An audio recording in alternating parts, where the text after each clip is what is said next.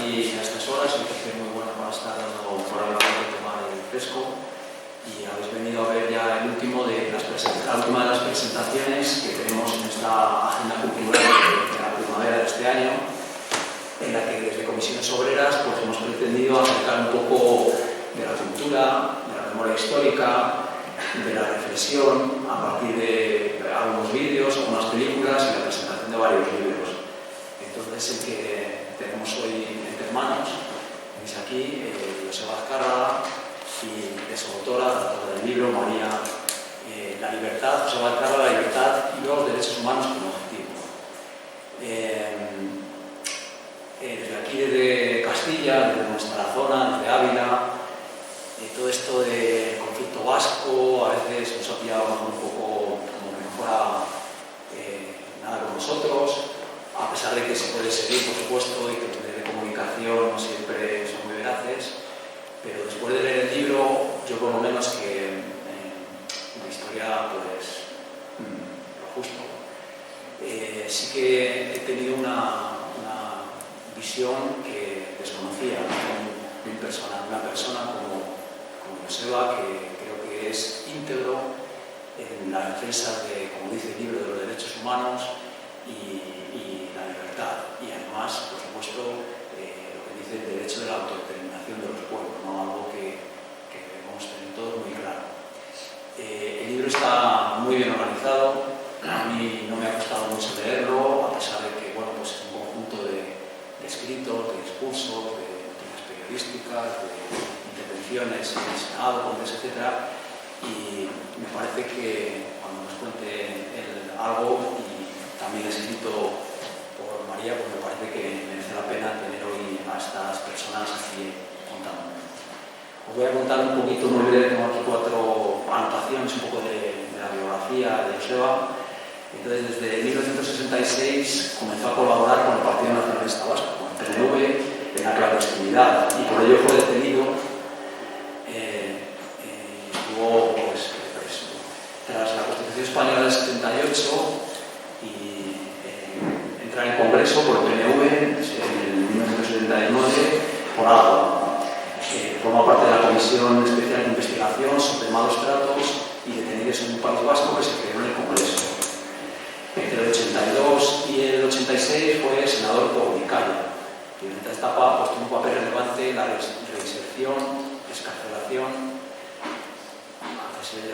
de presos pertenecientes a ETA que se acogieron al denominado Vía Azcárraga, en la que los rasgos definitorios fueron pues, la reinserción individualizada, el rechazo de la lucha armada y la decisión de defender los motivos de la libertad del pueblo vasco. En el 87 formó parte del grupo mixto por la sección del PNV que dio origen a Euskal Alkartasuna. Y entre el 93 y 2001 hizo un paréntesis en la política y se dedicó a la empresa privada, trabajando en el grupo Mondragón, aunque se incorporó en el 99 a la Ejecutiva Nacional de Euskal Alkartasuna. En 2007 fue nombrado secretario general que mantuvo su cargo en la Ejecutiva Nacional hasta 2009. Después formó parte del gobierno vasco, formado por Juan José Ibarretxe, y estuvo como consejero de Ordenación del Territorio, Vivienda y Medio Ambiente, además de consejero de Justicia, Empleo y Seguridad. Bueno, desde junio de 2014 ejerce como portavoz de SADE, que es una plataforma ciudadana en favor de los derechos de los presos de ETA, huidos e importados vascos. Bueno, en cuanto a la autora del libro, María del Olmo Ibáñez, Alicante, trabaja como directora del Archivo Histórico Provincial y es licenciada en Geografía e Historia y doctora en Filosofía y Letras, además de especialista en archivística, con máster en metodologías universitarias de la era digital.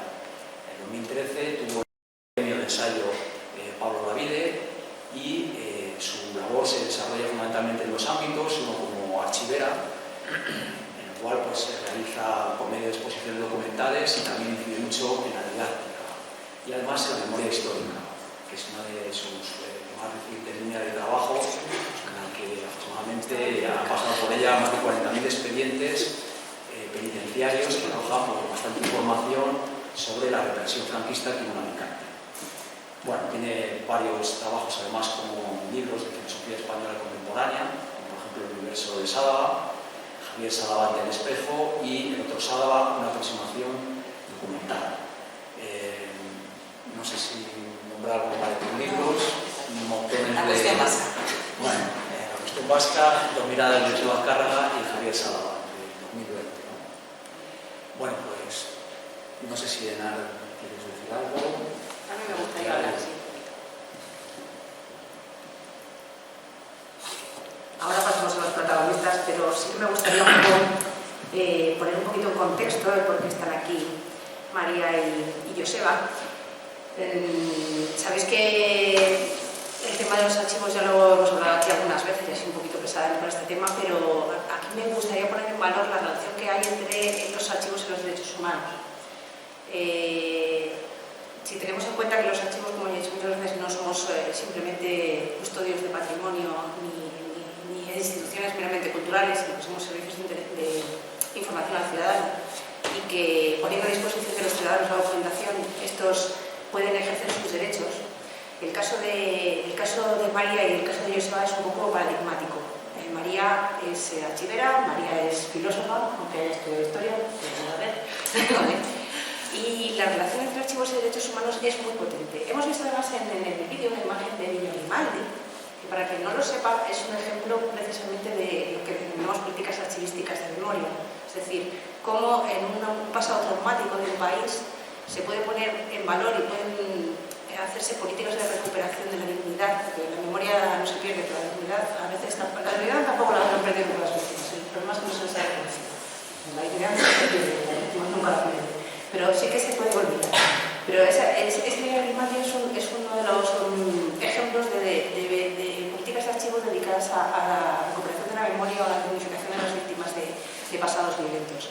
Aquí en España estamos un poco en mentillas en ello, pero este libro es precisamente la relación clara entre una persona que trabaja con documentos originales, con, como decía Joseba Rafesa, con diarios oficiales del Congreso, con diarios oficiales del Parlamento Vasco, con bibliotecas y con documentos de archivo originales, para contextualizar la historia de una persona que ha dedicado su vida precisamente a la defensa de los derechos humanos. Y eso es importante porque eso implica un activismo. En el caso de los archivos hablamos de archiactivismo. Y María es una archiactivista que, si siguen un poco las redes sociales, verán que estos días además tienen una movida estupenda con el tema de la defensa de la profesión, porque tenemos serios problemas de personal en todos los archivos, también en el Archivo Histórico Provincial de Alicante. Pero esa implicación del mundo de los archivos con los derechos humanos y ver cómo los documentos pueden poner en valor y poder contextualizar historias como la de Joseba Azcárraga, yo creo que es importante también ponerlo en valor.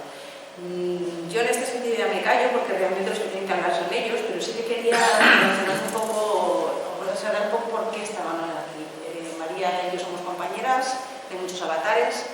María además, ese archiactivismo le está costando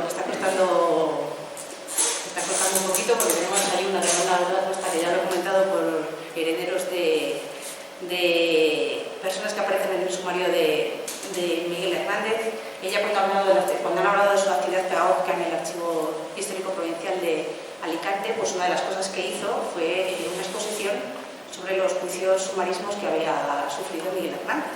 Lógicamente, pues la vinculación con Alicante es evidente. Y bueno, pues el hijo de uno de los intervinientes en el juicio consideró que su padre atentaba al honor para aparecer como implicado en los sumarios de Miguel Hernández, y ha puesto una demanda, puso dos demandas, una ya más o menos ha terminado, pero otra está todavía vigente, a la que lamentablemente uno de las demandados, el juez María del Olmo, simplemente por el hecho de exponer documentos que aparece el nombre de una persona determinada, que no vamos a citar aquí, o sea, que nos vuelva también, se nos vuelve la demanda para fiar también, porque este señor es muy empeñado y lo está pasando mal porque, oye, claro, no es que todo esto está en boca de un juez por ejercer tu profesión. Y al final es eso, es poner al público lo que es un procedimiento judicial que contextualiza un juicio que no tenía garantías en una época que fue una dictadura, y en ese sentido el trabajo de los archiveros es contextualizar eso. Yo ya me callo, dejo de hablar de archivos, vamos a hablar del libro de Joseba Azcárraga, pero hablar de derechos humanos y de la libertad y los derechos humanos como objetivo, desde luego, es un tema que nadie mejor que una archivera creo yo para hacer este trabajo. Perdóname que me ponga así tan beligerante y tan defensora de la profesión, pero yo creo que no has podido encontrar a nadie mejor para hacer este libro, la verdad. Ahora ya les paso a ellos para que nos cuenten un poco cuál es la motivación del libro y todas estas cosas. Venga. Bueno, pues muchas gracias a todos los que estáis aquí por acompañarnos. Muchas gracias a José por la presentación. Muchísimas gracias a Enar, que somos compañeras y compartimos sensibilidad. Bueno, ella ya lo ha dicho. Y le agradezco mucho sus palabras. Y bueno, compartimos tanto que sobra decir todo. Esta es la quinta presentación que hacemos en esta temporada. Hemos estado en Castell, Madrid, Iruña y Barcelona. Incluso en Alicante no estuvimos con el libro, pero justo vino Joseba, hicimos un diálogo y coincidió que el día anterior había aparecido el libro. Y bueno, a mí hablamos del libro y tengo un especial cariño por ese encuentro que tuvimos. En todas mis intervenciones he querido centrar en un aspecto destacado de Joseba Azcárraga. Hoy quiero hablar del hombre de la posibilidad y de su experiencia de lo posible. También de la política como servicio al bien común, un caso que es tan ausente en nuestro presente actual. Hay un filósofo importante del siglo XX que distinguía entre el hombre de la realidad y el hombre de la posibilidad. Para el hombre de la realidad esto es así y no podemos hacer nada. Para el hombre de la posibilidad esto es así, no nos gusta, tendremos que intentar cambiarlo. Pues Azcárraga ha sido siempre el hombre de la posibilidad toda su vida. Lo ha intentado todo, sin descanso y sin rendirse. El otro día, justamente en la presentación de Barcelona, él acuñó un concepto que a mí me impactó. Se declaró insistencialista. Y es verdad, es el claro insistencialista. Pero hoy estamos en territorio de sindicatos y a mí me gustaría centrarme un poco más en las luchas sociales de Joseba Azcárraga. El libro tiene tres partes. La primera parte habla de la infancia de Joseba Azcárraga y de la historia de la represión de su familia. Su tío fue fusilado a la caída de Euskal Herria y su padre fue encarcelado con 17 años y la familia de Joseba sufrió la represión porque una vez que se liberan los presos del franquismo, en realidad nunca se liberaron, siguieron estando perseguidos toda su vida. Su abuelo también fue perseguido y bueno, cuenta un poco esa parte de la historia. Cuenta también el principio en la clandestinidad de Joseba Azcárraga y ya la segunda parte habla de un paso con la Corte Española. Habla del periodo en que Joseba Azcárraga estuvo como parlamentario desde el año 79 hasta el año 93 en el Congreso y en el Senado español. Son años que coinciden con la transición, con toda su problemática y también con los gobiernos de Felipe González. Años de combatir casi en solitario, con graves consecuencias para su persona, como el espionaje tan de moda en estos días, la persecución judicial, el acoso de los poderes fácticos, etc. Visto desde la perspectiva de hoy, yo confieso que me impresiona en cuántas cosas tenía razón Azcárraga. Hoy en la radio le preguntaban que cómo tantas cosas volvían a estar de actualidad. Él con humildad decía que bueno, que eran los momentos aquellos, que no se resolvió bien. Bueno, yo tengo que decir que en el libro expongo que hubo otras alternativas y que hubo quien, como él, defendieron otras posibilidades que, vistos a la luz de hoy, nos hubieran encaminado a otro destino distinto del que vivimos actualmente. Yo confieso que muchísimo de lo que hay en el libro es de total actualidad, la corrupción del emérito. En todo esto él ha tenido manifestación concreta en momentos, no los de ahora, que son muy fáciles, sino en el que se empezaban a producir estas cosas. El espionaje, la politización de la justicia, las guerras, la vulneración constante de derechos humanos. Pero en estos años lo que quería destacar hoy es que Azcárraga luchó muy especialmente por los derechos sociales de forma muy intensa. En la década de los 80 y con los primeros gobiernos socialistas de Felipe González, que nada más tocar el poder sufrieron una metamorfosis de socialdemocracia a liberalismo puro y duro, ya denunciaba Azcárraga en el Congreso el desmantelamiento del estado del bienestar en relación también con la propia configuración de la Unión Europea. Nada más llegar a Madrid, formó parte de la Comisión de Agricultura y Pesca en los previos a la entrada del mercado común. Y allí avisaba ya de las dos Europas y de las graves consecuencias para España de la incorporación tal y como se estaba haciendo. Luchó incansablemente contra el proceso de desindustrialización con total compromiso con los trabajadores afectados. Todo eso está documentado en el libro. Un compromiso al que no renunció ni siendo consejero del gobierno vasco al apoyar activamente a los trabajadores de Navalmoral.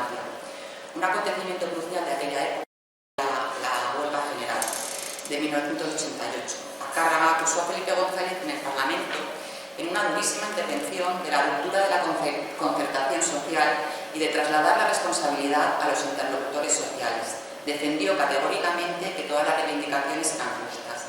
Siempre ha estado al lado de la clase trabajadora. La última parte, que corresponde a su regreso a Euskal Herria en el 93, los años en que Azcárraga está alejado de la política, y de su vuelta a partir del 2001 formando parte como consejero del gobierno de Lehendakari Ibarretxe, son los años de la durísima guerra del Estado contra el derecho de autodeterminación y contra los gobiernos ibarretxe, porque tras la excusa del derecho de autodeterminación, el Estado entorpeció y bloqueó en todo lo que pudo la gestión de estos dos gobiernos vascos. Yo he querido dedicar a esto un capítulo completo, a toda la actividad que realizaron. Mientras investigaba el libro, le comentaba a Azcárraga que tuve la impresión de pasar de la oscuridad de los gobiernos socialistas a la luz de los gobiernos Ibarretxe, algo que para el público es totalmente desconocido. Porque nada me quedó tan claro como que en el centro de su proyecto estaba el ser humano y su cuidado. En esos años se produce para mí lo que yo denomino la experiencia de lo posible. Desde el 15M llevamos oyendo hablar del sí se puede, pero yo afirmo que en este caso sí se pudo.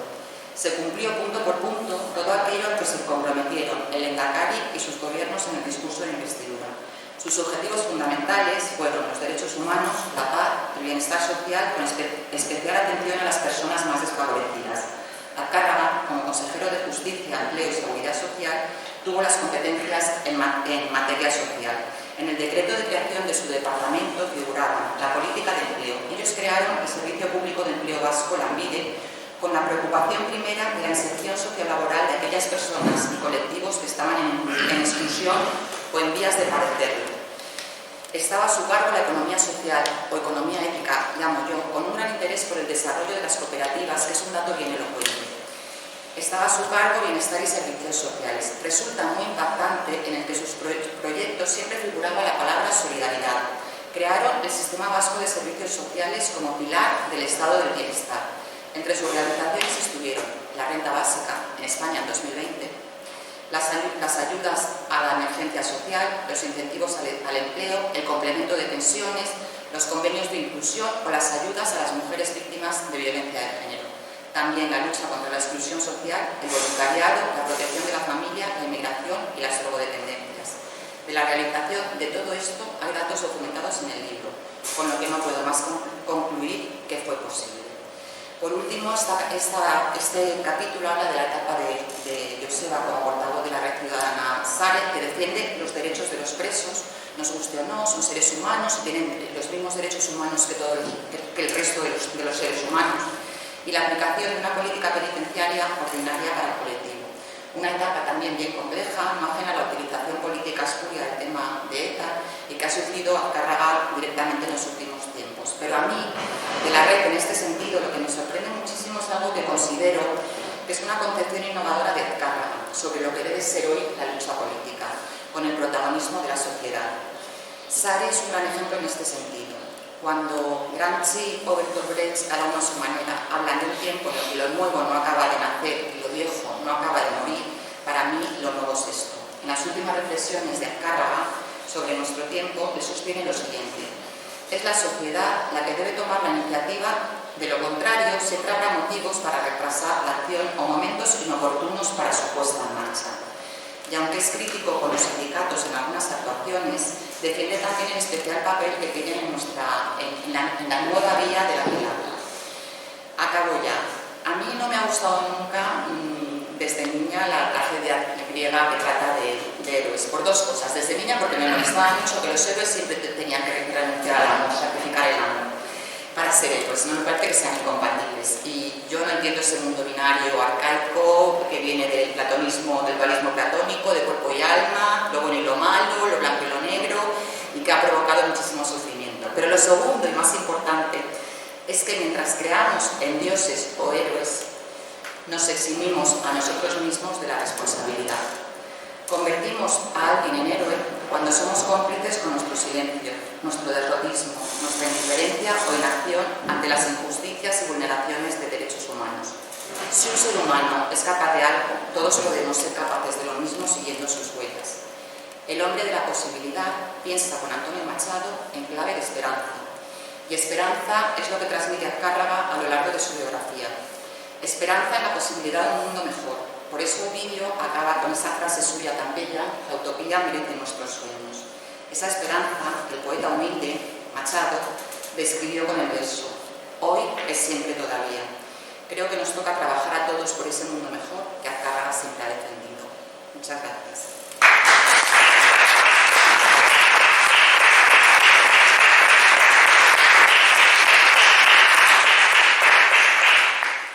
Bueno, buenas tardes y gracias por estar aquí, gracias por la invitación de la Fundación José Pera de Comisiones Obreras, y la verdad que a mí esta invitación, a mí, a mi compañera Blanca, nos ha permitido conocer algo más de Ávila de lo que conocíamos hace bastantes años. Hicimos una visita a la capital, pero bueno, hemos venido 3 días antes y hemos podido ir al Valle de Quiétar y hacer varias rutas de senderismo. Y si yo fuera de Bilbao diría que como en Bilbao no hay nada, ¿no? Pero como soy más humilde, soy de Vitoria, diré que tenéis una comunidad autónoma, una provincia, en el caso de Ávila, preciosa, que merece la pena recorrer, como lo es la catedral, donde también hemos estado a la mañana, ¿no? En definitiva, gracias por vuestra invitación, que nos ha permitido hacer otras cosas, ¿no? Yo, como ya soy un poco viejo y tengo un recorrido político, también de Ávila tengo una cierta relación más de Ávila, o más que de Ávila, de la propia comunidad de Castilla y León, con ciertas personas a las cuales en mi trayectoria política yo he podido conocer y he podido aprender, porque lo que sí he intentado siempre es aprender de los demás, ¿no? Y sobre todo escuchar, cosa que suele ser difícil. Tendemos casi siempre mucho más a hablar y a explicar lo que somos, lo que queremos hacer, que escuchar lo que nos dicen los demás, ¿no? Yo tuve y a alguno de vosotros y vosotras os puede parecer algo contradictorio con alguien pues, que se mueve en el ámbito del progresismo, de la izquierda, pero he de decir que yo tuve la suerte de conocer, por ejemplo, a Adolfo Suárez, pero además lo conocí no en su etapa de presidente, también lo conocí en su etapa de presidente de gobierno, porque ambos vivimos la noche del 23 de febrero allí dentro, ¿no? Pero lo conocí posteriormente, donde posiblemente se conoce mejor a las personas, que es cuando prácticamente se quedó solo en el Parlamento y nos separaba. Él estaba a este lado del pasillo y yo a este otro, nos separaba un pasillo estrechito y tuvimos gran oportunidad de hablar mucho de mí. Pues bueno, yo tengo que deciros que tengo un buen recuerdo de él, como lo tengo de otras personas de esta comunidad autónoma, en el caso de Demetrio Madrid, con el cual también, a muchos de vosotros ya ni os acordáis quién era Demetrio de Madrid, ¿no? Pero bueno, fue presidente de la comunidad autónoma y fue un hombre al cual ya las placas del Estado funcionaron con él en aquella etapa, obligándole a dimitir tan injustamente, ¿no? Como dicho esto, os diré otra cosa también, que luego lo explicaré. Yo pude haber nacido aquí, en la comunidad autónoma de Castilla y León. Luego os explicaré por qué. Ahí está un vídeo en el cual se repasa con una parte de mi vida política, y le hemos querido acompañar de una música, de unas canciones, porque todos los pueblos que han hecho su propia revolución o que han alcanzado la libertad siempre han utilizado también como un arma de reivindicación y de lucha contra la opresión la música y sobre todo la canción, ¿no? No hay ninguna revolución que no tenga su melodía, ¿no? Bueno, nosotros hemos querido utilizar, por un lado, la figura de un cantautor vasco que es Benito Lerchundi, que siempre ha cantado la libertad en nuestra lengua, en euskera, pero también hemos querido utilizar a un aragonés como es José Antonio Barrodeta, que también siempre ha cantado a la libertad desde posiciones ideológicas posiblemente diferentes. Quiero también, antes de entrar de lleno en lo que quería trasladaros, hacer un reconocimiento a la lucha obrera y sobre todo a la labor de la lucha obrera trabajada desde el ámbito sindical y desde la estructura sindical. caso de Comisiones Obreras, y yo tengo que hacer una referencia expresa a Comisiones Obreras, la verdad que no sé exactamente si nació en León, como algunos reivindican, o nació en la mina de la Camucha en Gijón en el año 57. Cualquiera que sea el lugar donde nacieron las Comisiones Obreras, me da igual, lo importante es que nacisteis, porque fue sin duda vuestro trabajo durante la represión franquista fue fundamental para ir avanzando en el ámbito de la libertad, y hoy sigue siendo un trabajo también fundamental para trabajar por los derechos de los hombres y mujeres de nuestro país. Por tanto, muchísimas gracias, ¿no? Bueno, el libro que hoy se presenta en Ávila, y como ha explicado su autora, es un libro que yo también oí en la radio, que por cierto, creo que ha sido una entrevista que no se oía bien, por lo tanto no la habéis escuchado nadie.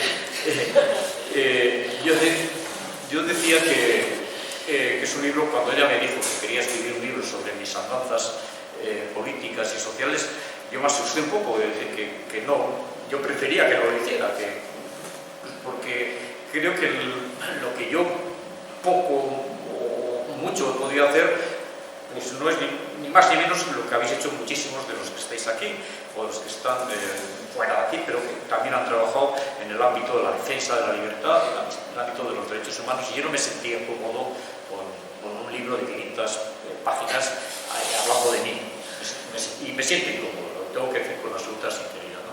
Bueno, ella se empeñó, ella dijo que le daba igual y que el libro era suyo, que lo iba a escribir, y bueno, y esto es lo que ha hecho. Lo que sí me comprometí es a revisar datos y nombres por si hubiera algún tipo de error, y eso es lo que fui haciendo cada vez que ella me mandaba pues, un montón de páginas para leer, ¿no? Sí que es cierto que cada vez que me mandaba en el verano pasado 8 de páginas, añadía otras preguntas con el fin de involucrarme más en el libro, y yo le fui contestando.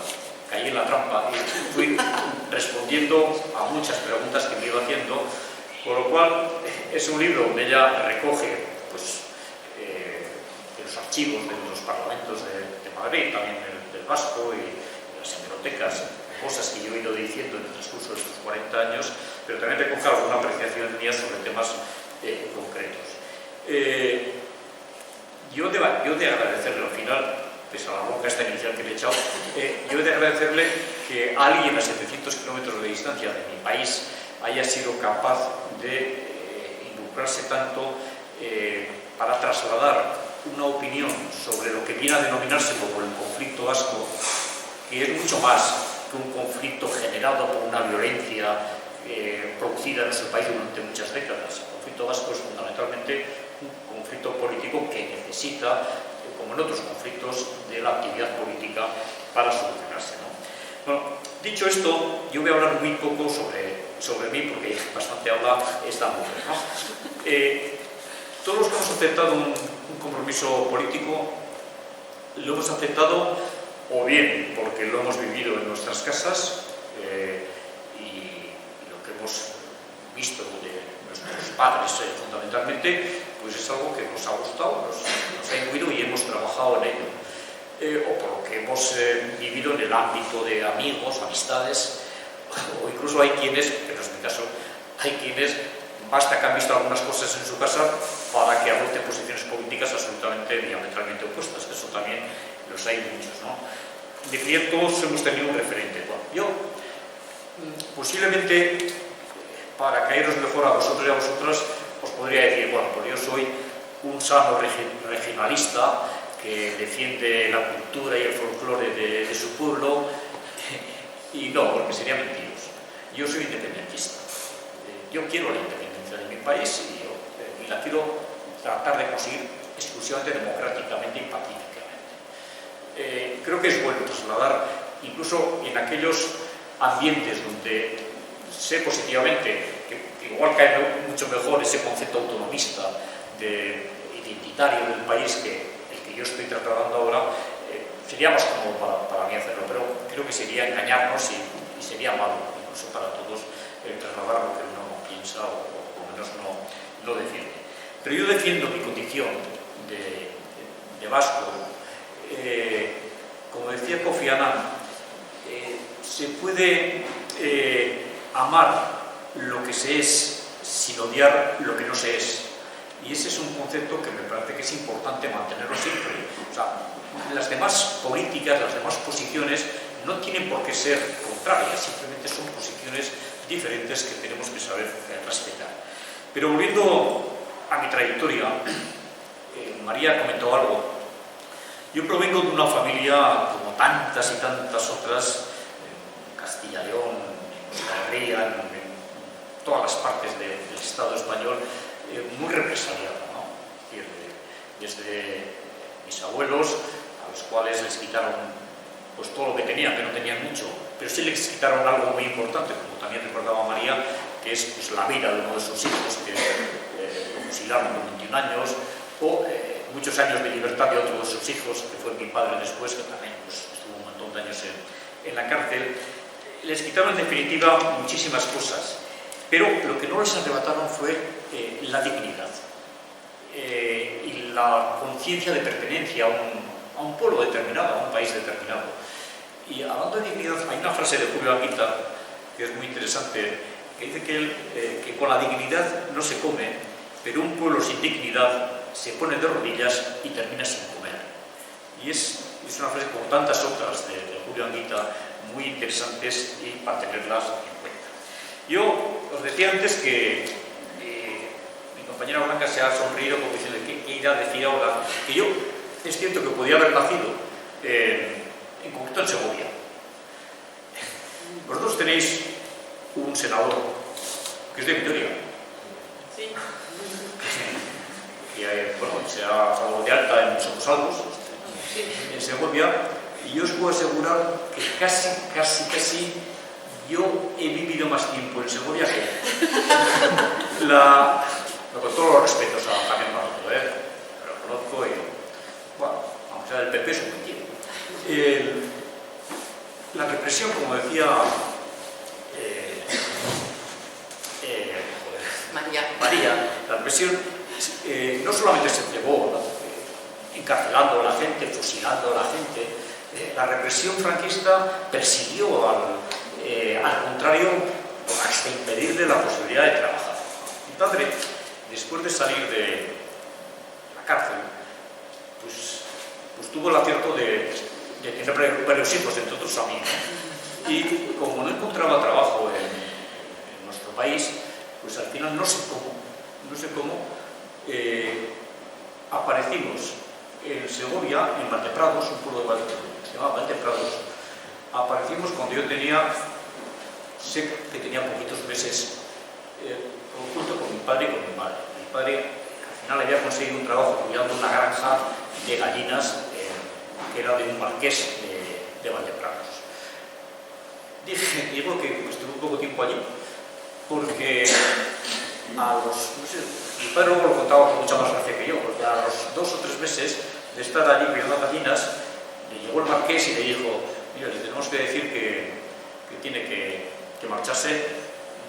¿Eso por qué? Que no, porque el niño ese que han traído llora mucho y las gallinas ponen menos huevos. Decía, no, pero yo creo que los huevos son los mismos, son más pequeños. Bueno, y al final ya el hombre le reconoció, no, que se tiene que marchar porque el jefe provincial del movimiento nos ha dicho que su expediente no es para que estéis. Y entonces, bueno, estuve con muy pocos meses, 3 o 4 meses viviendo en Valdeprados, repito, más tiempo que el que Maroto lleva viviendo en Somosalvos. Bueno, a pesar de todo lo que mi familia sufrió, pues en mi casa nunca nos enseñaron a odiar. Yo creo que es otra lección de las que yo he aprendido en mi vida personal y política.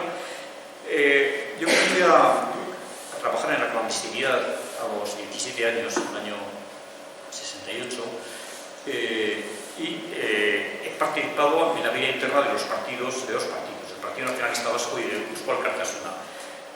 Hoy no estoy en ningún partido político, desde el año 2009, sí que estoy participando en una red ciudadana, como comentó María, que luego se puede hablar de ella, ¿no?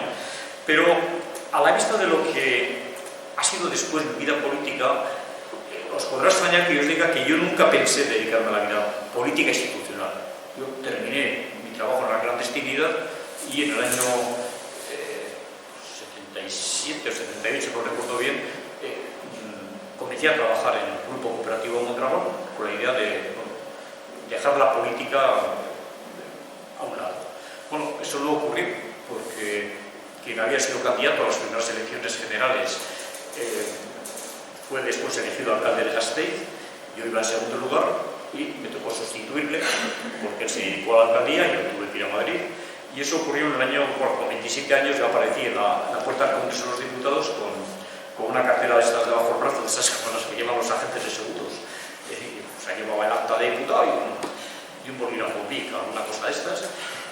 Y antes de ir, yo me acuerdo que le llamé a quien era portavoz de la minoría vasca en el Congreso, igual os suena todavía, Marcos Vizcaya, y le dije, Marcos, ¿y qué hay que hacer en Madrid? Porque yo voy por primera vez y yo me quedé un poco asombrado porque me dijo, mira, aquí lo importante es que vengas con corbata. ¿Cómo que vengas? Sí, no, aquí todos venimos con, me imagino, ya me conocía, sabía que nunca usaba corbata, y yo me quedé un poco asustado y le dije a mi madre que me comprara una corbata de esas de nudo, porque era, bueno, yo no sabía hacer el nudo de la corbata, y así comencé mi vida política en Madrid, donde estuve 14 años, hasta el año 1993. El año 1993 abandono la vida política, institucional, y vuelvo al Grupo Mondragón hasta el año 2001, donde, por insistencia del lehendakari Garaikoetxea, era un amigo y es buen amigo mío, y también del propio lehendakari Ibarretxe, acepté participar en el gobierno vasco, en el que estuve desde el 2001 al 2009, en que salgo de la vida política y pienso ya jubilarme y dedicarme pues, a pasear a mi familia, pero cometo el error de aceptar pues, participar en esa red ciudadana de la que se podría hablar luego si tenemos tiempo, que es la red ciudadana SARE, de apoyo a los presos y presas, y en la que hay mucha gente, y seguro que entre vosotros y vosotras también habrá quienes digan qué contradictorio es este tío que defiende a las víctimas de la violencia, pero a su vez defiende también los derechos de los presos y presas vascos. Bueno, para mí no es contradicción. Para mí sería contradicción defender unos derechos y no defender los otros, porque la defensa de los derechos humanos es un planteamiento general. No puedes defender unos y rechazar otros. No es como, alguna vez suelo poner el ejemplo, la carta de un restaurante, ¿no? Donde pides un primer plato y de segundo, si pides pescado, no pides un filete. Los vascos sí, los vascos como pedir varios platos. Pero por esto que lo lógico es que la defensa de los derechos humanos es una defensa global, y a eso me he dedicado pues toda mi vida, con muchos errores, no sé si aciertos, pero con muchos errores seguro, pero a lo que seguiré dedicándome, y de ahí el título del libro, que es la libertad y los derechos humanos como objetivo. Y bueno, como habrá algunas preguntas y cosas, pues podemos incidir a partir de ahora. Muchas gracias.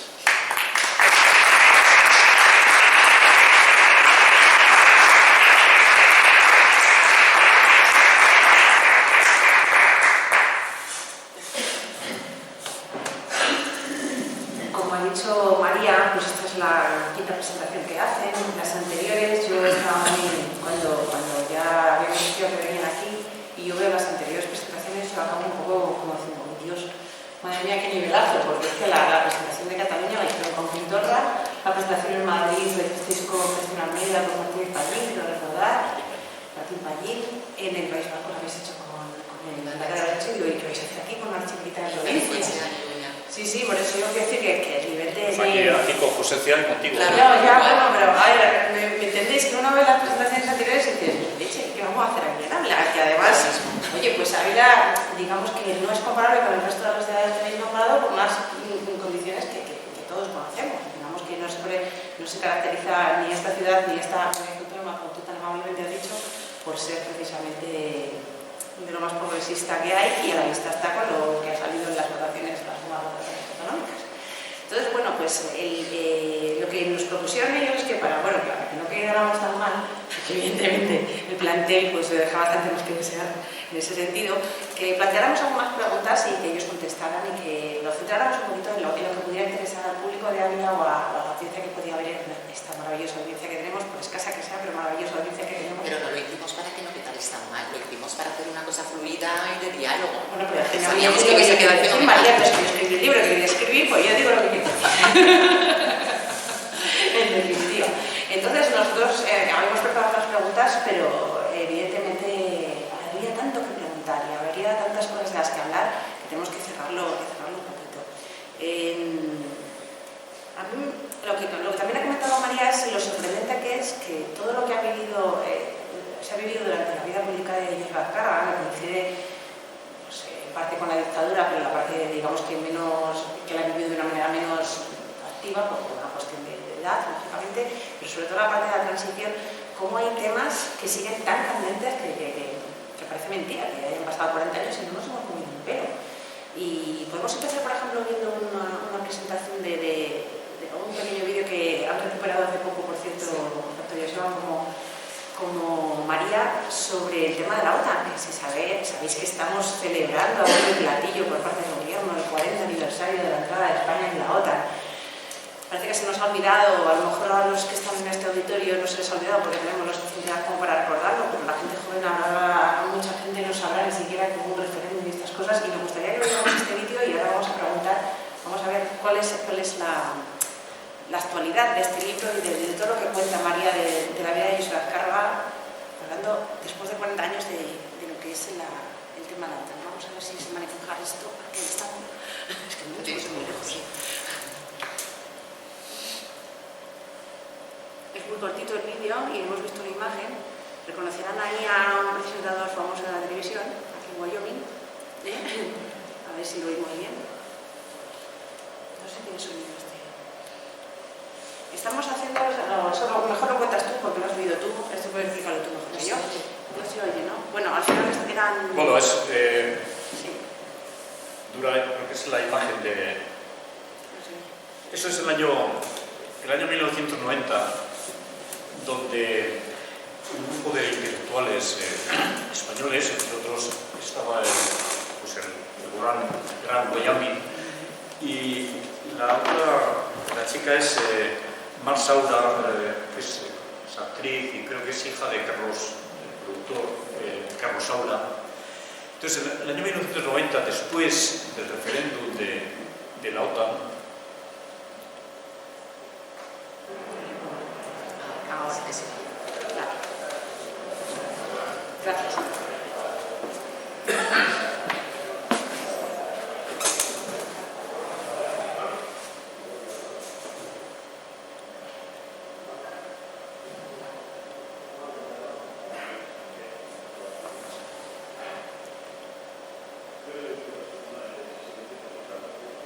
no, es igual.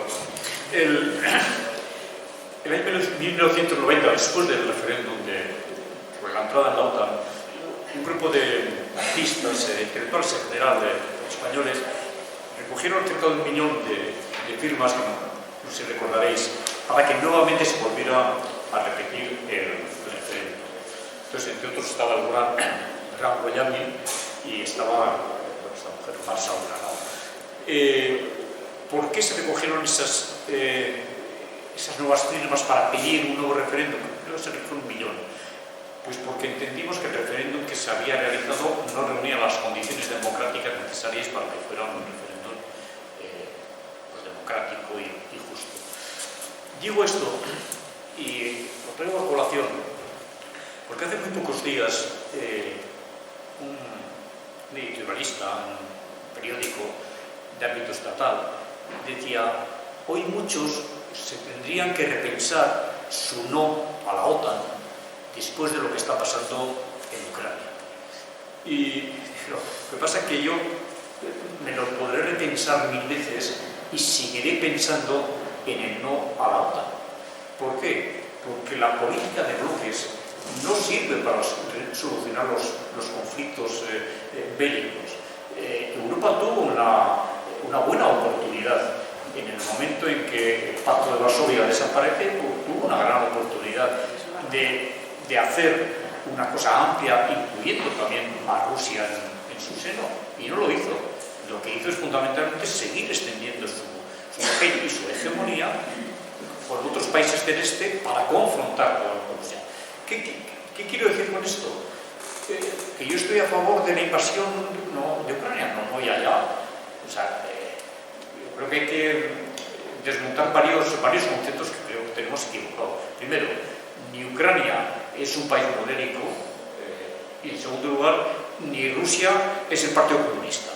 O sea, ahí yo creo que hay algún complejo en una cierta izquierda de entender que todavía Rusia defiende los intereses de lo que fue el Partido Comunista en su momento. No es cierto. El Partido Comunista en Rusia hoy creo que es un 10% y quien gobierna en Rusia, Putin, representa fundamentalmente a la burguesía rusa. Dicho esto, yo hoy me sigo pronunciando lo mismo que hice hace 36 años en el Parlamento Español contra la entrada de España en la OTAN, porque no soluciona los conflictos.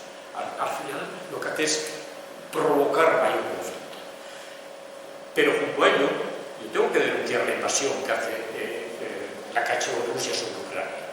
Pero es una invasión que no es muy diferente a la invasión de Estados Unidos en su momento en Afganistán o en Siria, o lo que está pasando con el pueblo palestino. Lo que ocurre que nuestra moral es curiosamente selectiva.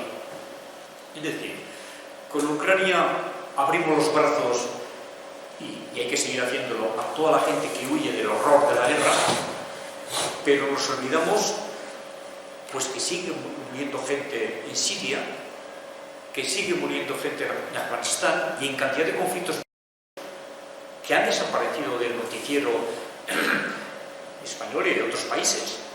Por lo tanto, el no a la OTAN, yo creo, por lo menos en mi caso, y creo que en el caso de otras muchas gentes está en vigor, pero también es cierto que hay que acompañar ese no a la OTAN, hay que acompañarlo también de medidas contundentes contra quienes invaden países, como en este caso invaden a Ucrania. Por lo tanto, hay que condenar a esa invasión, pero de la misma forma que aquí condenamos, yo condeno esa invasión, tengo que decir que hay que buscar otras fórmulas para buscar fundamentalmente la paz.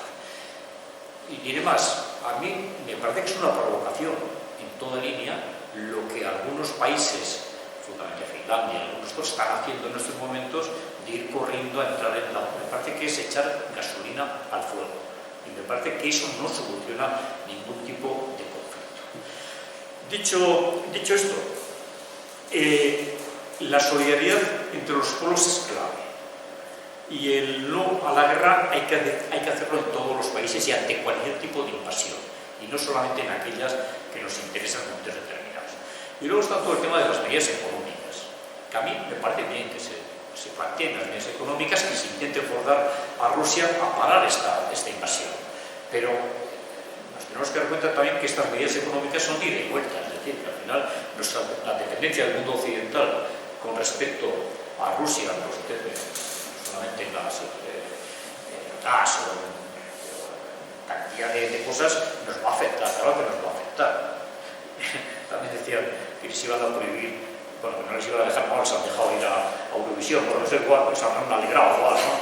Pero al margen de esa consideración, creo que hay que buscar soluciones que están fuera del ámbito bélico y sobre todo las medidas diplomáticas es lo que siempre teníamos que tener. Hay un filósofo francés que es Paul Valéry, que dice una frase de hace muchas décadas, dice una frase que me parece que resume lo que tienen que ser las posturas antibelicistas y en favor fundamentalmente de la unidad de los pueblos, ¿no? Él dice, la guerra es una masacre entre gentes que no se conocen para provecho de gentes que sí se conocen pero que no se masacran.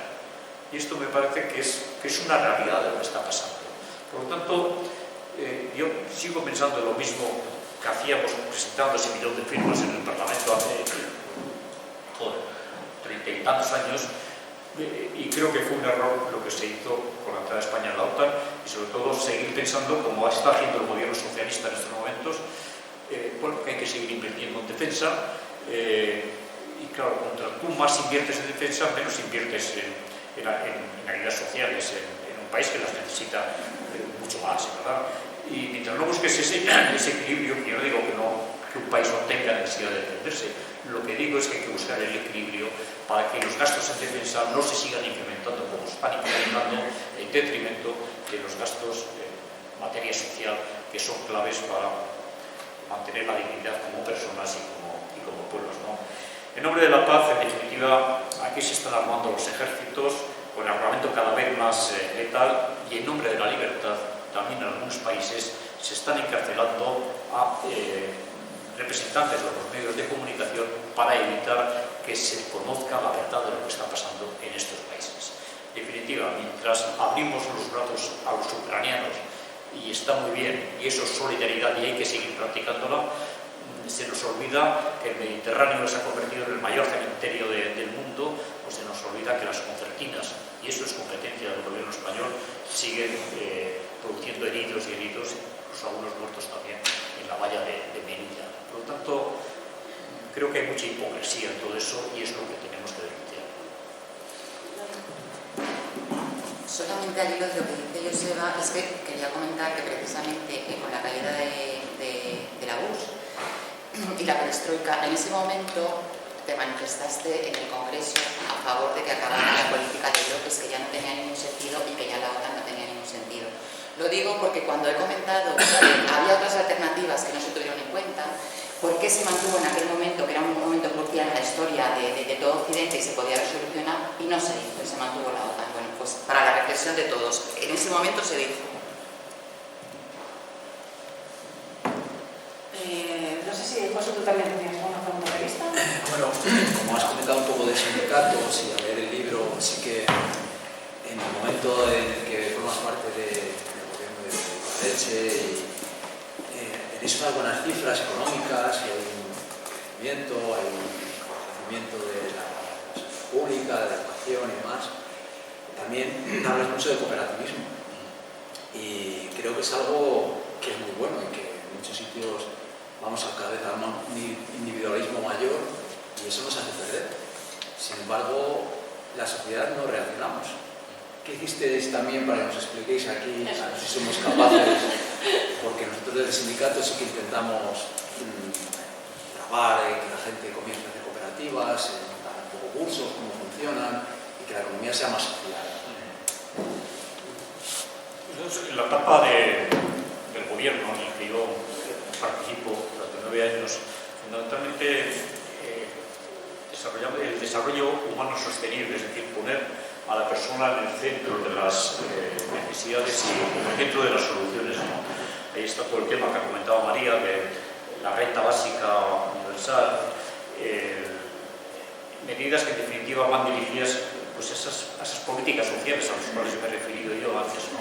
Y el tema del cooperativismo pues fundamentalmente es una fórmula solidaria, incluso diría que es una fórmula socialista desde el punto de vista del reparto del trabajo, pero el reparto también de la riqueza. O sea que nosotros partimos en el País Vasco de una experiencia de muchas décadas, que es el denominado Grupo Mondragón, ¿no? El Grupo Mondragón es un grupo que la etapa en la que yo estuve tenía aproximadamente 70.000 trabajadores y hoy seguro, con seguridad son más, ¿no? ¿Qué destacaría yo de esa formulación cooperativa? Que nadie va al paro. Es decir, ¿por qué? Porque hay una solidaridad interempresarial. Y cuando hay una empresa que, por razones, podría ser en estos momentos, la guerra de Ucrania, que falta material de cualquier tipo, esa empresa, los trabajadores de esa empresa no van a una situación de desempleo, sino se van recolocando en el resto de las empresas del grupo. Claro, las empresas del grupo estamos hablando de 500 empresas o incluso más, ¿no? Y luego hay otro factor que me parece que es importante tenerlo en cuenta para que el cooperativismo funcione, es el nivel salarial, ¿no? La diferencia salarial, de que el que más cobra 3 y el que menos cobra uno. Es decir, que la diferencia salarial no es la que se produce en la empresa privada, que los salarios son abiertos y las diferencias pues, entre lo que cobra la hija de Botín o lo que cobra el administrativo del Banco Santander, pues una diferencia de 1 a 1000, ¿verdad? Aquí no, aquí es de 1 a 3, con lo cual eso mantiene que posiblemente se llega a percibir económicamente algo menos que en algunas empresas privadas, pero tienes una cierta seguridad laboral y tienes también la garantía de que lo que tú estás produciendo va en beneficio también de tu bienestar y el bienestar de los que trabajan contigo, ¿no? Son dos conceptos que han funcionado bien en el caso del País Vasco, pero que esto no es algo que se ha hecho desde un gobierno determinado, sino que el Grupo Cooperativo Mondragón lleva funcionando cerca de 60 años. La primera marca que hubo del Grupo Cooperativo Mondragón fue Ulgor, que luego fue Fagor, que es la marca de cocinas y todo esto, ¿no?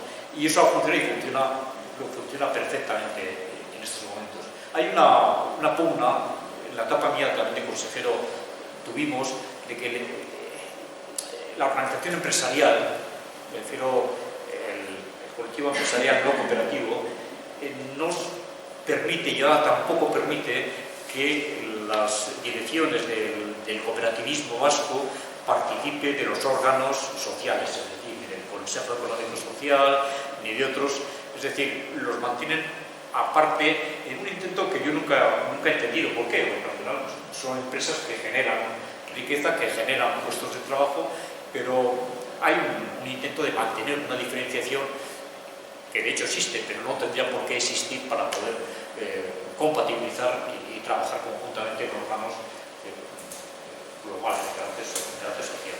Bueno, eso es lo que hemos intentado. También desde el gobierno lo que hemos intentado siempre, repito, es poner a la persona en el centro de las soluciones, en el centro de los problemas, pero también en el centro de las soluciones.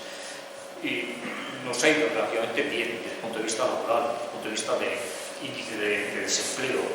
Bueno, eso no quiere decir que lleguen las vacas flacas, ¿no? Y que haya momentos más complicados. Pero bueno, yo creo que hay que mantener una estructura de estas características para intentar que la economía pues, funcione, ¿no?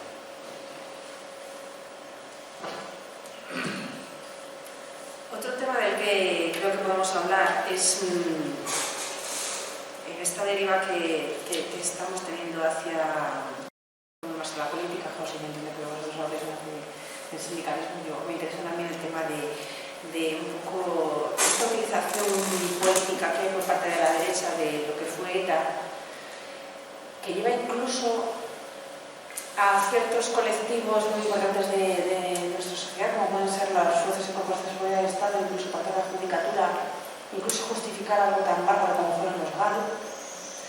¿Cómo se ve eso? Porque claro, estamos en un ámbito, lo que decíamos, que a veces sorprendía que una persona de 700 kilómetros se haya metido tanto en el tema del País Vasco, pero en la sociedad que vivimos aquí en Castilla y en la deriva que estamos teniendo, hay cosas como la catalanofobia o la vascofobia. Hablando en el tema general, en lo que es el común, quiero decir, hay gente que afortunadamente tenemos un pensamiento más crítico y vemos las cosas más claras, pero todo lo que es el tema también del independentismo se mezcla todo. Tenemos que hay una tendencia, esta deriva que tenemos hacia esta deriva individualista y hacia, digamos, hacia la que está llevando a esta derechización de la política, y creo que lo puedo decir así de claro, que hay una derechización clara de la política.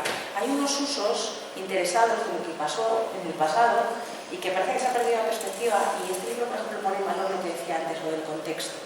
O sea, se está perdiendo el contexto de cuál fue el contexto en el que nació ETA, el contexto en que se desarrolló y terminó ETA, en el contexto en que se crearon los GAL, y parece que eso está sirviendo de excusa como para volver a ese pasado, como para volver a ese enfrentamiento. Hay una utilización, digamos, muy interesada del pasado que necesita de explicación, de contexto, de que no se manipule. Y a mí me da la sensación de que se está manipulando mucho. Hace 10 años o más que desapareció ETA, afortunadamente. ¿Por qué tenemos a ETA en los telediarios todavía? O sea, ¿qué es lo que está pasando? ¿Por qué los GAL, que también fueron un grupo terrorista, por qué hay víctimas de primera y víctimas de segunda? Y en este tema, en este libro, esa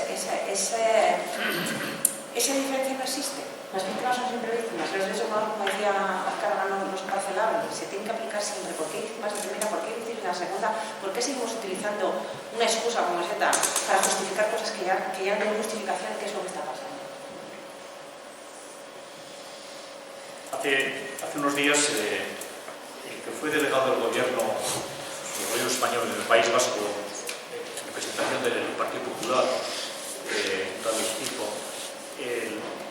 ha escrito un libro y en la presentación del libro dijo algo durísimo, ¿no? Hoy ETA tiene mucha más influencia en el gobierno español que cuando mataba 90 personas al año. Esto para las víctimas es un insulto, ¿no? Es una provocación. Hay que decir que ETA no existe ya.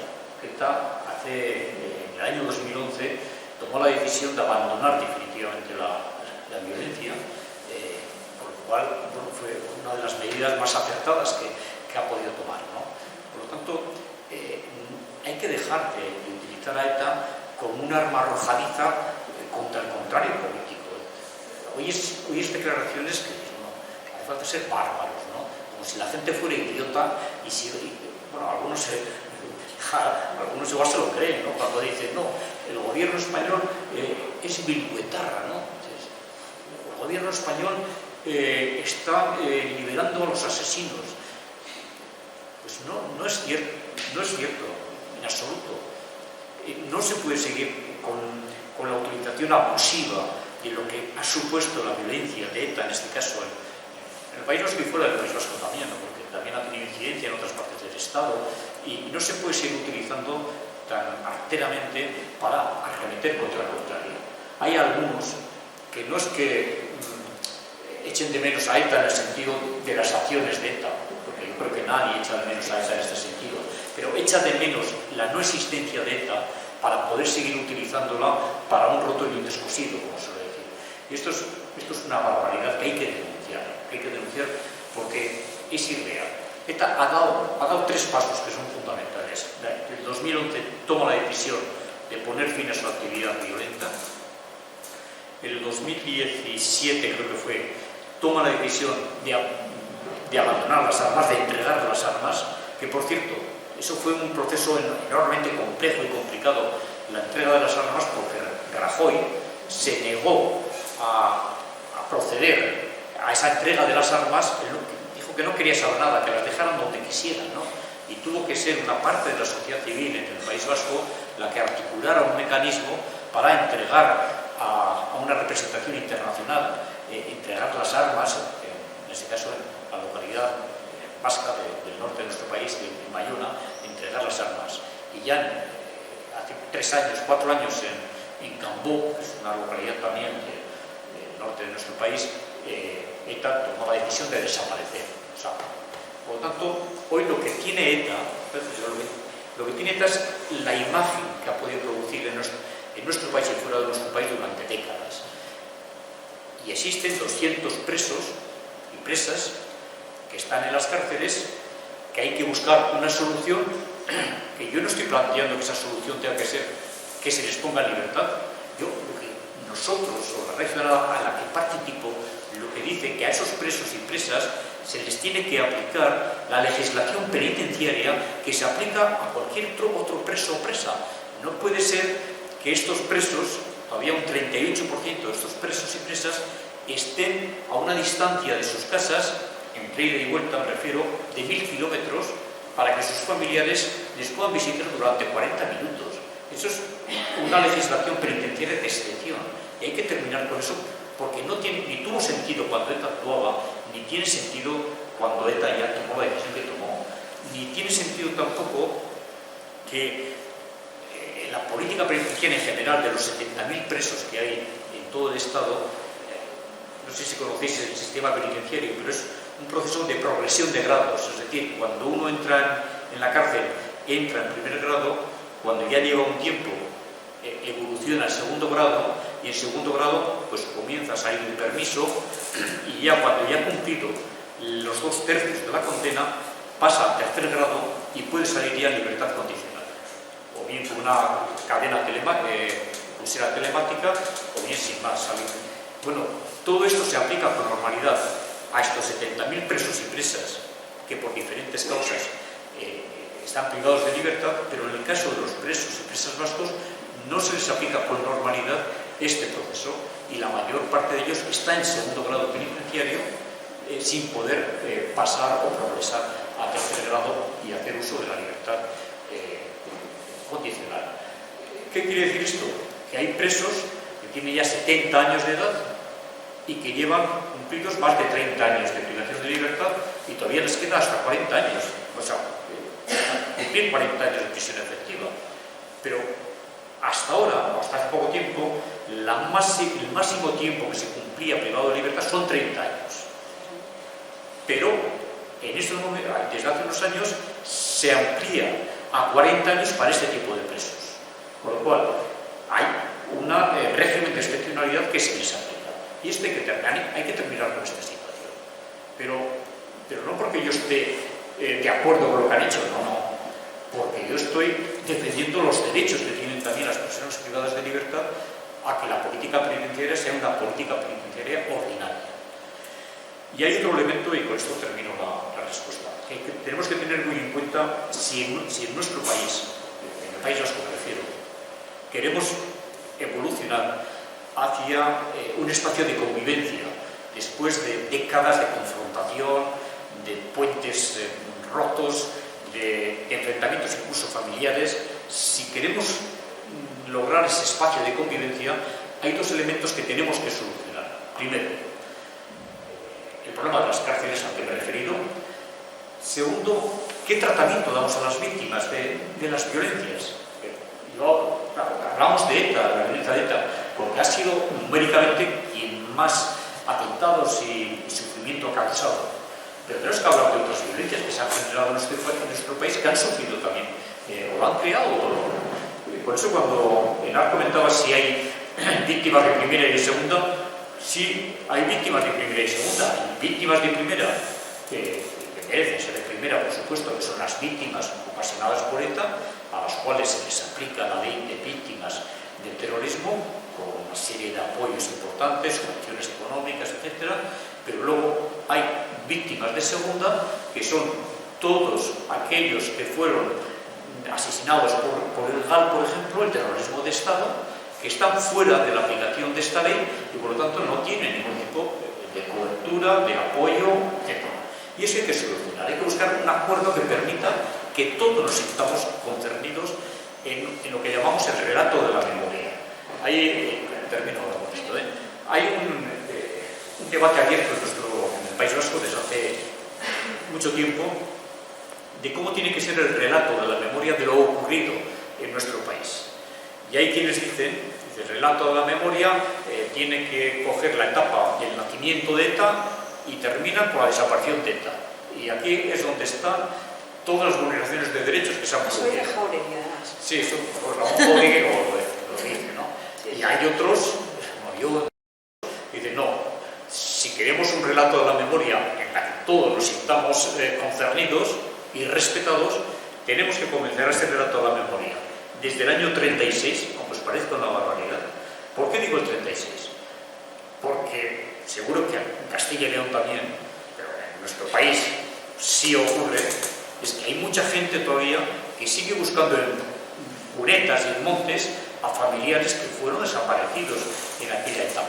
Y mientras no cerremos esa herida, seguirá habiendo, repito, una herida abierta. Y por lo tanto, el relato de la memoria, las vulneraciones de los derechos ocasionados por ETA, pero también los más de 200 asesinados por la extrema derecha, el terrorismo de Estado, los cuerpos parapoliciales, etc. Los más de 5.000 casos de tortura que se han producido. Se ha torturado. No quiero hablar ahora de que esto se puede estar produciendo en estos momentos, pero hasta hace muy poco tiempo las torturas estaban siendo habituales en los cuarteles de la Guardia Civil y de la policía, fundamentalmente de la Guardia Civil. Y hay 5.000 casos que están recogidos y contrastados oficialmente. Bueno, mientras todo esto no lo recojamos en un relato de la memoria, pues difícilmente podemos hablar de convivencia. Y luego hay otro elemento y termino. No puede haber un solo relato de la memoria, porque no nos pondremos de acuerdo nunca. Tiene que ser la suma de varios relatos. Ya que esa suma de varios relatos haga posible que digan, bueno, pues mira, la empatía mía hacia ti, que tú también has sufrido, supone que yo no pienso como tú, pero reconozco tu dolor. Y mientras esto no lo hagamos posible, y a través de ese relato amplio, global e inclusivo, pues seguiremos confrontándonos, seguiremos enfrentados y seguiremos creyendo que yo soy más víctima que tú, o a la inversa. Y esto es lo que creo que es una de las asignaturas pendientes que nosotros tenemos, ¿no? No sé, para Antonio, si me los coloco un poquito más de luz, estamos un poco oscuras. Tres cosas que se me ocurren Ahora te pasamos la... en relación a lo que ha dicho Joseba. Una que es mi propia experiencia personal, visto desde fuera del País Vasco. Cuando se habla del proceso de paz, hay que tener muy claro, y yo lo he visto y lo recojo en el libro, que el proceso de paz que se lleva a cabo en el Estado español es totalmente excepcional, fuera del resto de los procesos de paz que se han hecho en Irlanda, en Sudáfrica, en el resto de los países donde ha habido terrorismo. Eso hay que tenerlo muy en cuenta, porque nos parece que tiene que ser así. No tiene que ser así, hay otras alternativas. En ese sentido, es muy importante recoger o tener en cuenta que ellos, con el gobierno de Ibarretxe, trabajaron por el proceso de paz precisamente en contacto con todos estos grupos, en Sudáfrica, en Irlanda y todo lo demás. Eso por un lado. En segundo lugar, en cuanto a los dos tipos de víctimas, quiero decir que en 1988 Azkarraga ya en el Congreso pide que se reconozca a las víctimas del GAR en igualdad de condiciones que las víctimas de ETA. Nunca ha pasado. Y en la última ley del ministro Fernández Díaz siguen quedando excluidas. Y últimamente ha salido en las noticias, ha sido noticia, incluso en las redes, es que, por ejemplo, Abril Zabala y el resto de las víctimas del GAR que recurrieron, ahora les ha llegado a pagar las costas. Unas costas bestiales, además de todo lo que han sufrido, ahora tienen que pagar unas costas de 9.000 euros por todos los casos. Y lo último que me parece importante, también en relación con lo que tú has dicho al principio del tema de archivos y la militancia, por lo que habla Azkarraga de 36 y todo lo demás. Yo quiero decir que, por la problemática que estamos viviendo en este momento en nuestro gremio y tal, que a mí me impresionó mucho en lo que trabajé en este libro, en esta parte, el que la primera base de datos que se hizo de víctimas de la represión franquista fue en el País Vasco, la hizo Joseba Azkarraga como consejero. Por cierto, se la ofreció a Garzón, nunca tomó la mano en esa...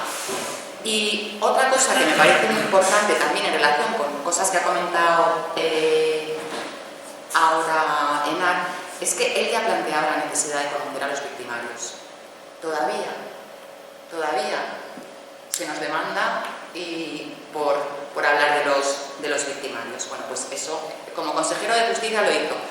Yo no tengo más que decir que me hubiera gustado tener un conseller con la sensibilidad Azkarraga al tema de memoria histórica, que tanto nos importa y tanto trabajamos. ¿Sí había por ahí alguien que había pedido alguna pregunta? No necesito micrófono, ¿sí? Porque somos pocos y lo que voy a decir simplemente es muchas gracias por la lección magistral que nos ha dado, se lo agradezco sinceramente y públicamente, y además gratis y sin tener que pagar entrada. El curso apoyado que nos ha dado usted de Concordia hoy aquí es de agradecer y yo personalmente se lo agradezco.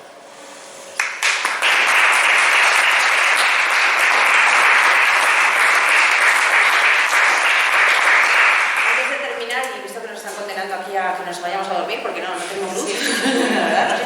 Sí que me gustaría sacar otro tema, que es que parece un poco vergonzoso, no sé, el tema este del rey emérito, que ha vuelto aquí en olor de multitudes a las regatas, que han prescrito, bueno, porque han considerado que es inimputable, que han caducado todas sus estas, y bueno, pues tenemos la sensación de que nos han tomado un poco el pelo, no a todos, porque es que es increíble. Esto que ahora parece más evidente porque es bastante descarado que este señor venga de vacaciones porque ha puesto su residencia fiscal, más es que residencia fiscal, yo no la llamaría virtual, la llamaría residencia fiscal en los Emiratos, ¿eh? Y que venga aquí de regatas, encima Maiva, que nos da explicaciones, pues parece que nos están dando la oferta ahora, pero es como que llevan dando desde hace tanto tiempo. Porque claro, no dejamos de recordar, y además esto es una cosa que voy a decir y no quiero que se vaya de frente, pero hay que agradecerle a Vox que le recordara en un tuit al rey que era de Franco. Yo creo que en mi cabeza estoy de acuerdo con un tuit de Vox. Es un momento que sacaron de la manera recordarle al rey que con Franco. Es que eso también ha tenido alguna... No sé cuándo ha sido que hablabas en el yo creo que es en el 92, que preguntaste por el régimen fiscal de los miembros de la Casa Real. Ahora también han dicho que la transparencia va a llegar a la Casa Real y que van a decir, pero encontramos que no dicen nada. O sea, ¿qué pasa con la monarquía? Bueno, no fue admitida a trámite. No fue admitida a trámite. Bueno, últimamente han dicho que les ha sobrado 6 millones de euros. El otro día yo también. Decía que había un superávit en la Casa Real de este año de 6 millones. Claro, si les van con la pulserita todo incluido, no pagan hipoteca, no pagan comida, no pagan nada, pues este es un golfo. Desde el punto de vista personal, humano, él es un delincuente, es un tío que nos ha robado y que además se carcajea. Cuando le preguntaban, oiga, ¿va a dar explicaciones? ¿Explicaciones de qué? Ja, ja, ja, ja. Pues, y luego le vitorean y viva el rey y tal. Y la gente que le vitorea, yo muchas veces pienso, pues, andan corruptos como él, que no creo que andan corruptos como él.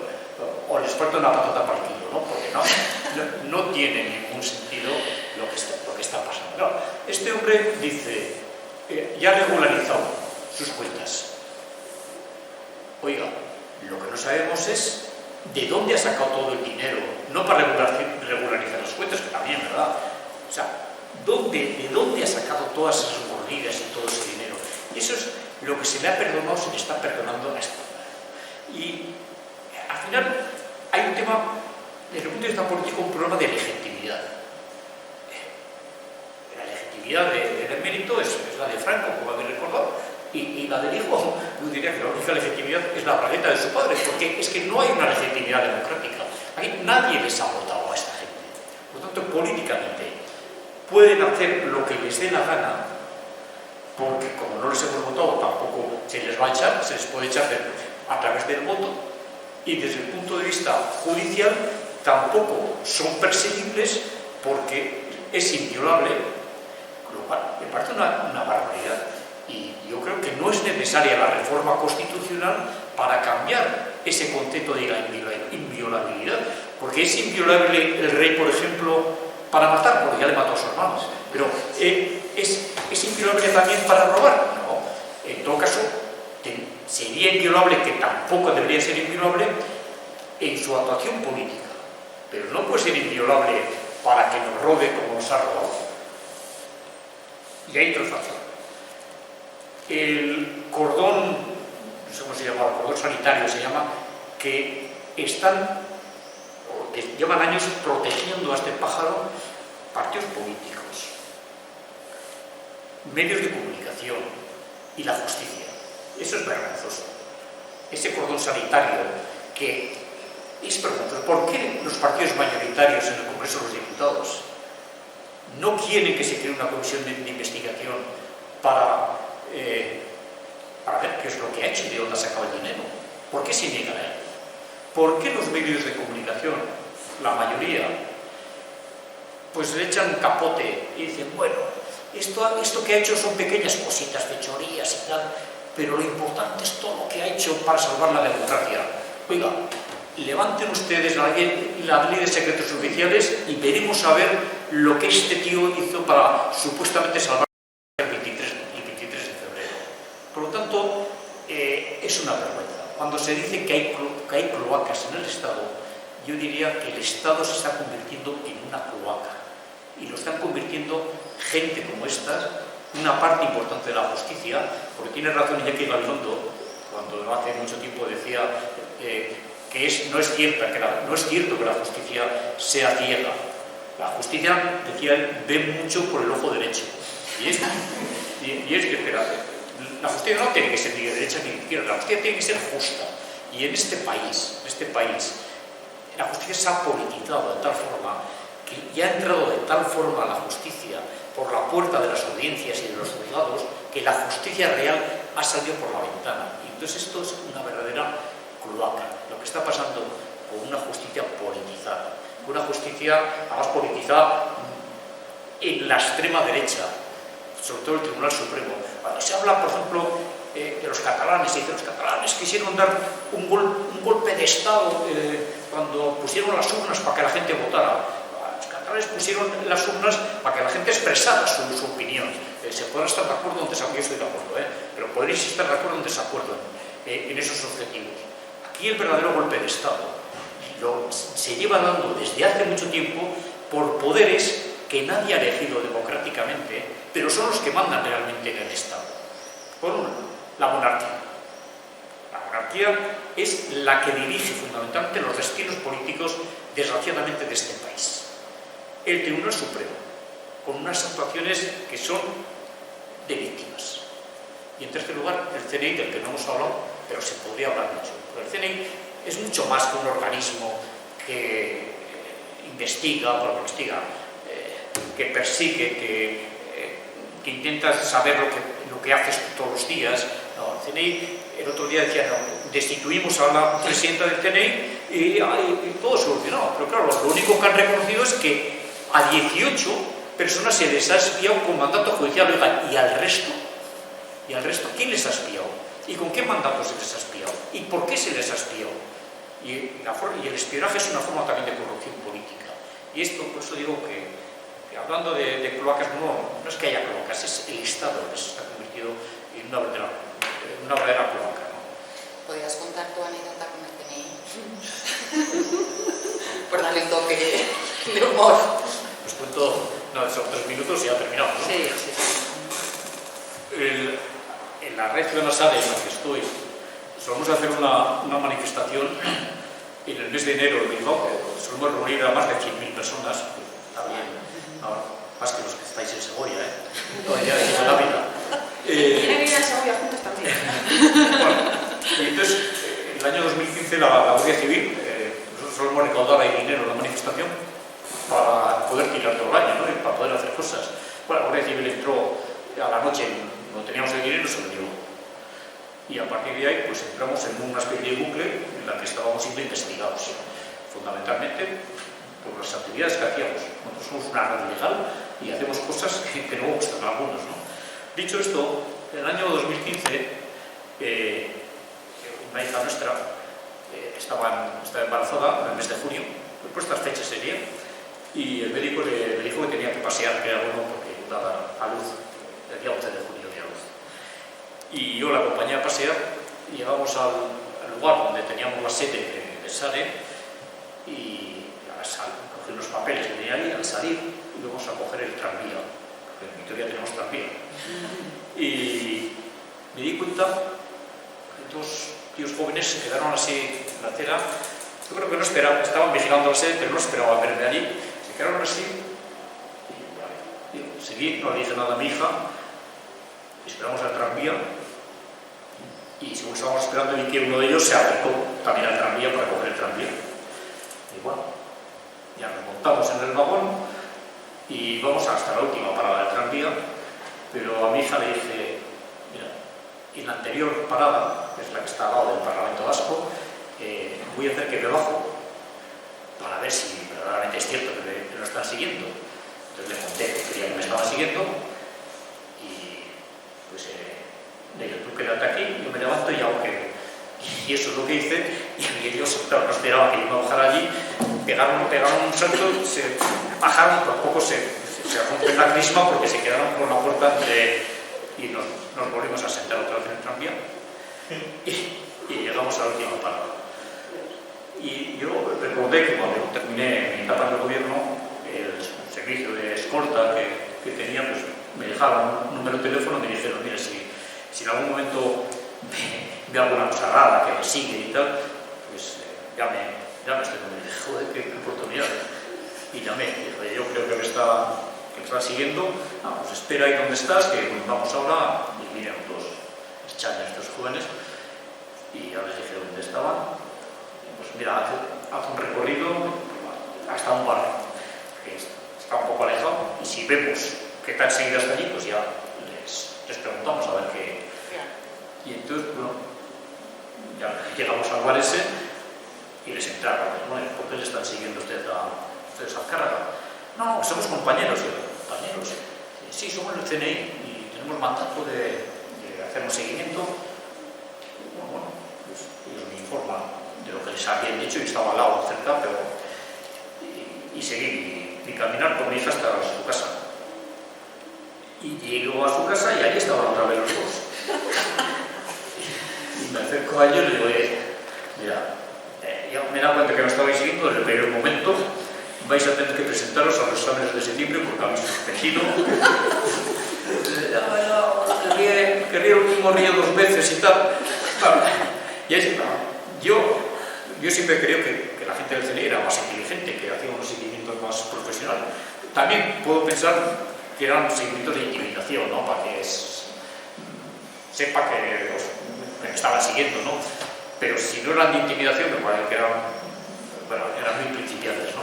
Pero que en este país han espiado a todo Cristo, siguen espiando y siguen intentando controlar al disidente y controlar... Bueno, pero te también claro que te habían espiado. Sí, Perote también, en unas revistas Perote, menuda fuente. Que le hicieron, creo que se afanaba y me habían puesto un micrófono a un abogado de Chema Montero, que fue un parlamentario de Batasuna, y a mí que se me han puesto el micrófono en nuestras casas. Yo no creo que hice un barrido en nuestra casa y no encontraron nada, pero bueno, si al final es una mierda esto, es una mierda. Oye, muchas gracias por haber venido.